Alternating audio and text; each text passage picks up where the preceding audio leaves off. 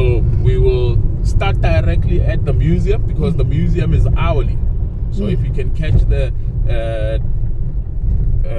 2 p.m. museum, it finishes at 3. Right. And then at 3 we make our way around the city into Soweto. So we go into Johannesburg from Braamfontein, the farm west of the city. This area of Johannesburg is Braamfontein. And in Braamfontein we have Wits University. Remember I said this area is known as Witwatersrand? The university is known as the Witwatersrand University. So for short, it is known as Wits University. And this part of the city you find is mostly youth orientated because of the university. Most of the apartments that are here are usually student accommodation. And around the university there are also other mid schools, yes. And then for tertiary institutions, which is your university, technicon, college, it is strictly private. So you got to pay for that. Yes, you pay for education. Before 2018, the government had a student loan where you would pay once you start working. You pay back the loan. Yes, Right. yes, with interest, of course. Yes, and it was difficult in that leading the government to reach a decision that they should once turn it into a bursary, not a loan. Yes. So what students are getting now is something in the form of a bursary for them to further their education if they have done well on their studies. Something like a scholarship. Yes, like a scholarship.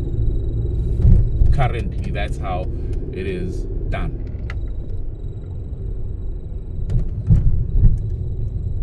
So we are currently now in Braamfontein in Johannesburg.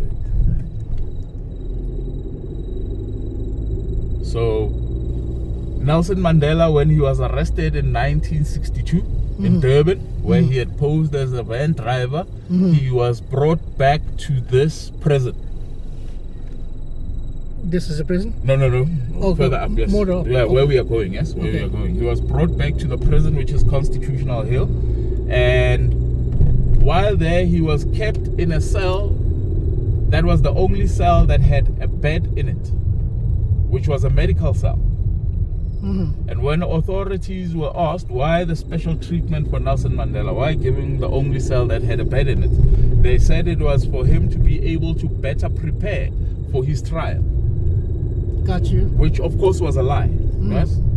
They were afraid of mixing him with the common prisoners, and the medical cell was in the white section of the prison, whites only section of the prison. So they believed if they kept him with the whites, then he wouldn't be able to influence the other common prisoners, which were the non-white prisoners, in a bad way. That's why they kept him separate. And he was detained here for about 4 or 5 weeks before being transferred to Pretoria, where he was then trialed and sentenced to life imprisonment. So But the work was backbreaking when I look at documentaries in Robben Island. They're breaking bricks all the time, and it's very, very. Yes, they were breaking rocks. It's it was said in the documentary, it's a miracle that the type of work what he was doing with the dust and so on. Yes. How he lived on how age, he further lived age, on to 95. Yeah. Yes. You can say that again. Well, it's not me. That was when I looked at that was the, yes. They can say that again. They can say that again. It baffles how he managed. Yeah. Yes. Not to get infected or infections from that.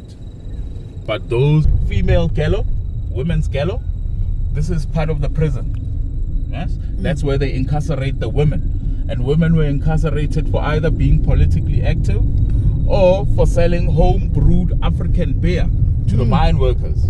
The African mine workers rather enjoyed the African sorghum beer, yes, and the women would prepare it with plans to sell it to the mine workers so that they make a bit of money. But authority didn't allow that. They would arrest these women and send them to prison. So you can clearly see that there was a lot of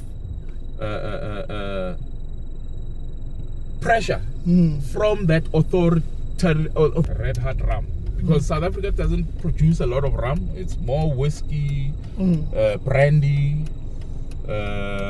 gin. Can still record or take off? Yes, you can still record outside. It's only inside the museum where you can't record. And you can take pictures though? Yes, you can take pictures though. So we don't have much time. When we park, we have to immediately go inside. So I can't really tell you much about the outside. But the guide from the museum, because you are going to be assigned a guide for the next hour, that will take you through the museum. And you will have to pay 160 Rand for the tour of the museum. Yes. But they can take card, right? Yes, they do take card. Okay. They do take card. And just take, only pictures you could take, right? Yes, only pictures you can take.